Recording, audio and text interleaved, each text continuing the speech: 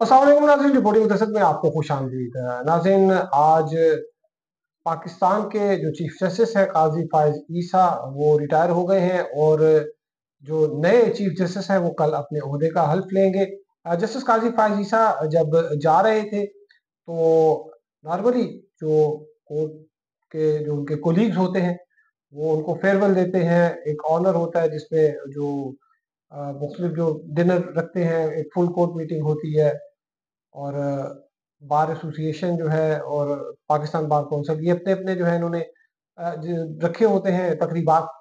लेकिन ये जो आज फुल कोर्ट मीटिंग थी, जो रेफरेंस था चीफ जस्टिस काज़ी फायज़ ईसा का, उसमें कोई 4 जजेस जो हैं, 5 जजेस जो हैं, 5।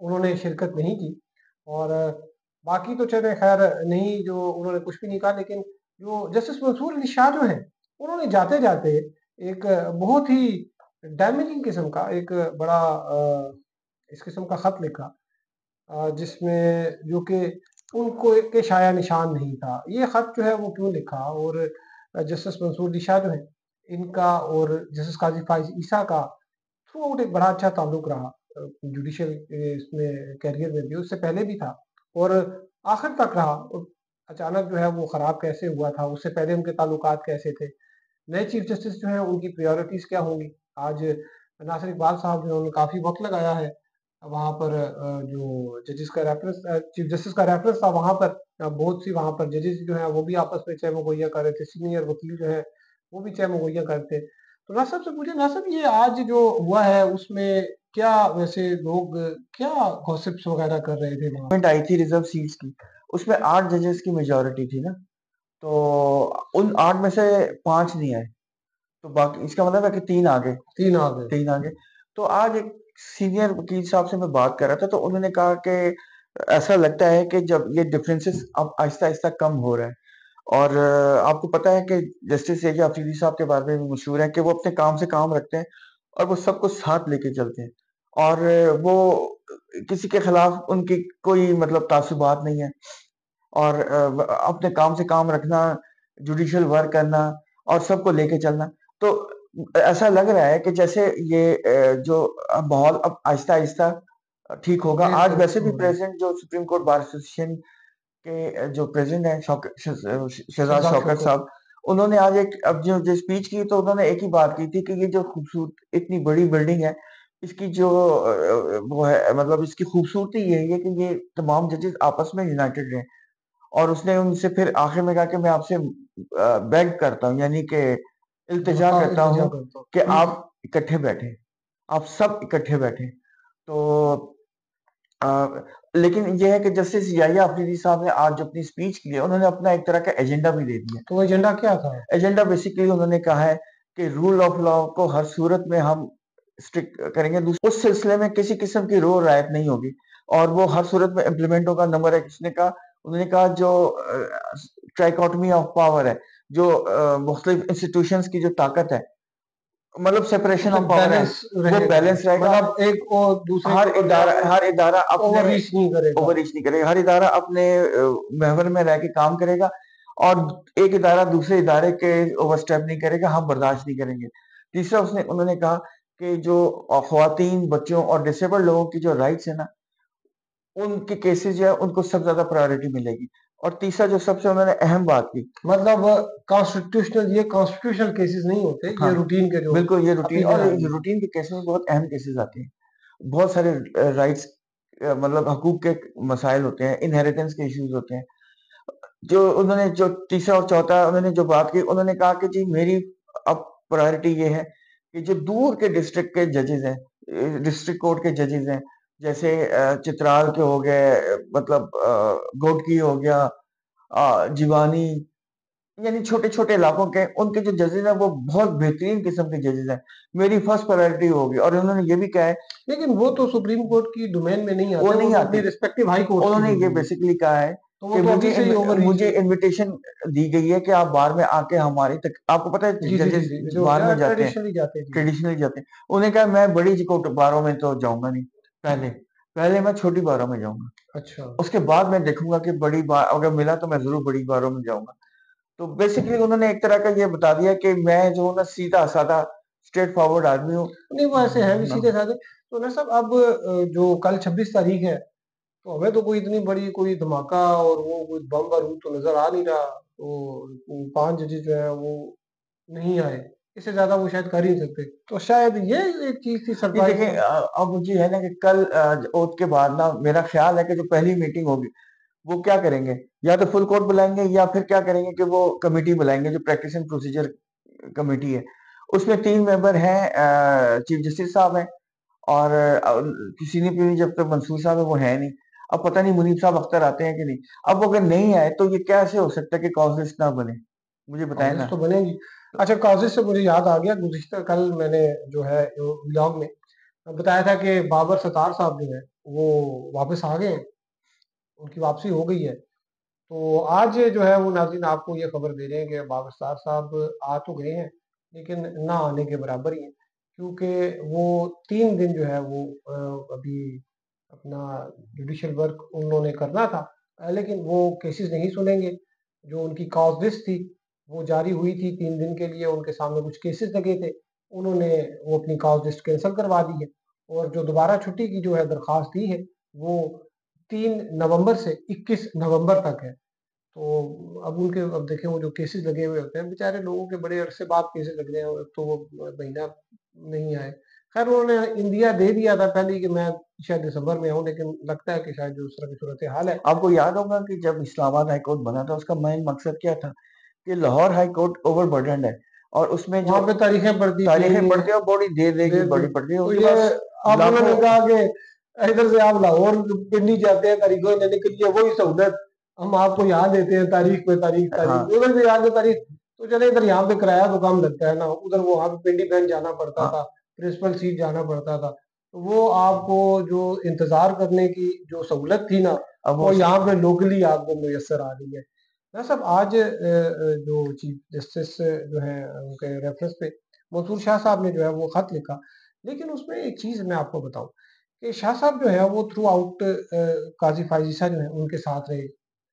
अ, हर मीटिंग में हर रहे। मीटिंग में, इससे पहले भी चीफ जस्टिस बनने से पहले भी, बल्कि ये उस बेंच में भी थे जिसमें काजी फायजीसा जो है उनका केस सही थे मेरे ख्याल में उसमें, और उन्होंने बहुत उनके से कुछ बेंचेस में थे। हाँ, कुछ बेंचेस में थे। और फिर जब मेडलिंग की बात हुई थी कि आईएसआई मेडल करती है, इंटरवीन करती है, जुडिशियल इंटरफेयर करती है जुडिशियल मैटर्स में। तो जब वजीर आजम आए थे, उन्होंने कहा था कि मैं चीफ जस्टिस से मिलना चाहता हूँ।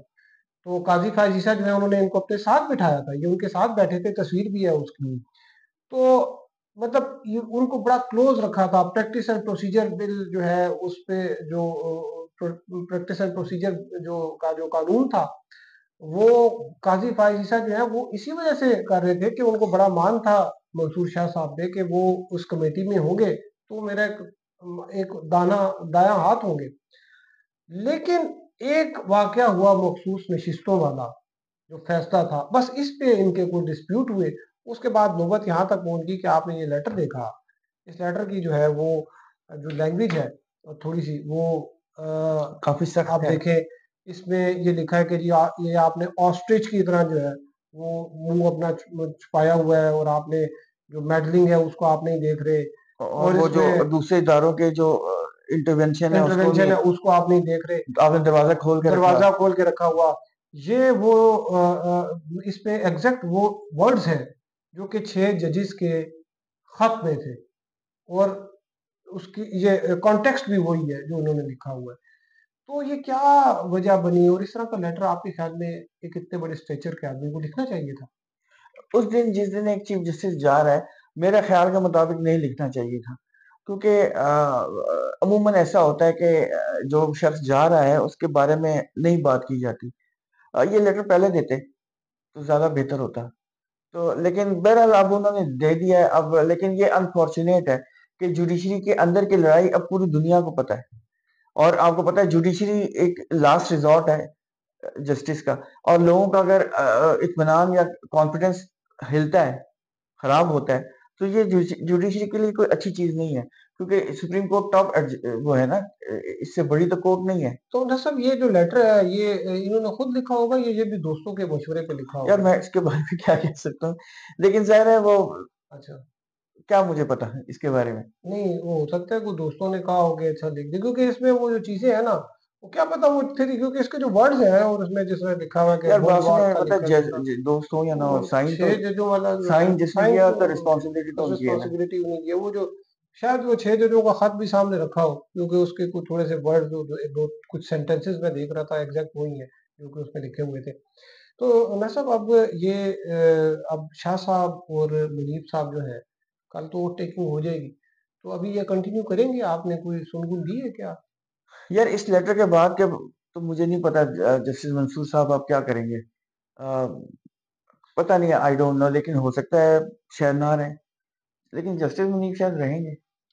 वो मैं आपको बताऊँ, एक अदालत थी, उसमें जब चीफ जस्टिस जो है ना, सीनियर जज जो है उनको सुपरसीड करके कुछ चीफ जस्टिस किसी एक जो है और लगे। तो मैंने एक वकील से पूछा, ये पुरानी बात है, तो मैंने उनसे पूछा, मैंने कहा ये जो जज अभी सुपरसीड हुए हैं, ये क्या रिज़ाइन देंगे? तो उन्होंने ना कहा कि इनको अगर कुल्ला पहना के पीछे भी खड़ा कर देना, तो फिर भी ये साल डेढ़ साल जितना इनका 2 साल है ना, ये उधर उस पे लगा लेंगे। खैर, लेकिन मंसूर शाह साहब के बारे में तो हम इस किस्म की बात नहीं करेंगे, क्योंकि ये तो बड़े अपराइट और नहीं, बड़े मंसूर इंटेग्रिटी साहब वाले जज थे। अदरवाइज बहुत अच्छे अच्छे, जज, हाँ, बहुत अच्छे उन्होंने हैं। बड़ा काम भी किया था जुडिशियल रिफॉर्म्स के ऊपर। अनफॉर्चुनेटली जो मेरा ख्याल है वो अगर जो थोड़ा-सा हमें भी आगे पीछे पता लगा कि वो जो मई में मीटिंग हुई थी जुडिशियल कमीशन ऑफ पाकिस्तान की, उसमें अगर जब ये लॉ मिनिस्टर ने कहा, तो ये एग्रेसिव ना होते, एक जो उसके बाद फिर उन्होंने वो केस लगा दिया ना मखसूस नशिस्तों हम्म। वाला, और मखसूस नशिस्तें ख़त्म कर दी कि ना नोमन तेल होगा, ना राधा नाचेगी, ना बजेगा, ना रहेगा बाँस, ना बजेगी बाँसुरी, कि मैं ये ख़त्म कर दूँ।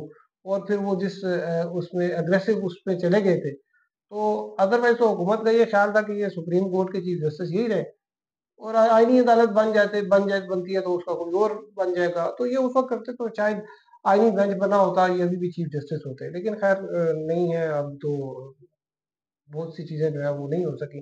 तो ना सब, और आप क्या समझते हैं कि अभी आइंदा कुछ दिनों में क्या होने जा रहा है? ये देखिए, अभी तो जुडिशियल कमीशन ऑफ पाकिस्तान की मीटिंग होगी, उसमें फिर कॉन्स्टिट्यूशनल कोर्ट के 5 जजेस ढूंढे, मतलब सिलेक्ट किए जाएंगे, उनमें से एक हेड बनेगा।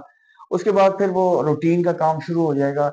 और जो केसेस, आपको याद है कि कल जस्टिस जायजा अफरीदी साहब ने अपने प्रोसीडिंग्स के दौरान ये बताया कि मैंने रजिस्ट्रार साहब को इंस्ट्रक्शंस, एक बल्कि रादर एक पॉलिसी दे दी है कि इस तरह के केसेस आए जिसमें कॉन्स्टिट्यूशनल इंटरप्रिटेशन की जरूरत हो, तो वो आप उनको भेज दें कॉन्स्टिट्यूशनल बेंच में। तो ये केसेस जो है वहां से मार्क होके उधर चले जाएंगे, वो बेंच बैठ जाएगा। अब ये देखना है कि वो बेंच कब, कितने, कहाँ बैठा करेगा, और कितने बजे बैठा करेगा, और किस तरह बैठा करेगा, और क्या ये बेंच दूसरे केसेस भी सुना करेगा। अब ये देखना है कुछ अच्छा, दिनों में। इसमें थोड़ी-सी मैं अब ऐड कर दूँ, फिर उसके बाद कंक्लूड करते हैं। वो ये कि जो कॉन्स्टिट्यूशन बेंच है, हाई कोर्ट्स में भी बनने हैं, सुप्रीम कोर्ट में भी बनने हैं।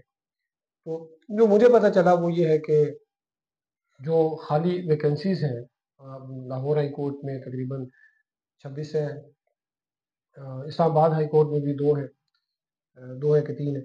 तो इसी तरह दीगर हाई कोर्ट में भी है। पहले अभी जुडिशियल कमीशन का जो इजलास होगा वो वैकेंसीज़ जो है वो फिल की जाएँगी।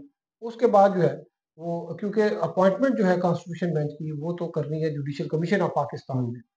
तो इसमें मुझे जो पता चला वो ये है कि पहले ये भर्तियाँ, जो इंडक्शन हो जाएगी जजेस की, मुकम्मल हो जाएगी बिल्कुल। तादाद, तो उनमें से फिर जो है वो कुछ लोगों को कॉन्स्टिट्यूशन बेंच में रख दिया जाएगा, और कुछ जो है वो रूटीन की जो है वो अपीलें, वो उनको जो है वो वो सुनेंगे। तो नासिर इकबाल साहब जो हैं उन्होंने बड़ा अच्छा आज एक्सप्लेन किया कि क्या होने जा रहा है, और जो खत था मंसूर अली शाह साहब का जिसके बारे में साहब ने कहा कि ये नहीं लिखना चाहिए था। एक वो मुझे एक शेर याद आ जाता है जब मैं ख़त्म करता हूँ। कहते हैं कि जब ले ना सका मुझसे वो कोई इंतकाम, तो डाल दी एक ख़ाक की मुट्ठी मेरी तस्वीर पर। तो अब वो शाह साहब जो है वो चीफ जस्टिस बनते-बनते उनको ये, मेरे ख़्याल में ये ख़त जो है, ये बता रहा है कि उनको बड़ा गिला था काज़ी साहब से, कि काज़ी साहब अगर 63A वाला फ़ैसला ना करते, रिज़र्व सीट्स पे अगर वो उनकी कुछ हमायत कर लेते, तो शायद कल जो है, जो आने वाली कल है, तो उसमें जस्टिस याहिया आफरीदी की जगह मंसूर शाह साहब जो है, वो ओथ ले रहे होते, जिन्होंने तकरीबन सवा 3 साल जो है, वो एक बड़े पावरफुल चीफ जस्टिस के तौर पर अपनी प्लान किया हुआ था कि मैंने कैसे करना है। आपको हम अपडेट करते रहेंगे, अब तक के लिए इतना ही मार्शल का शुक्रिया, अल्लाह हाफ़िज़।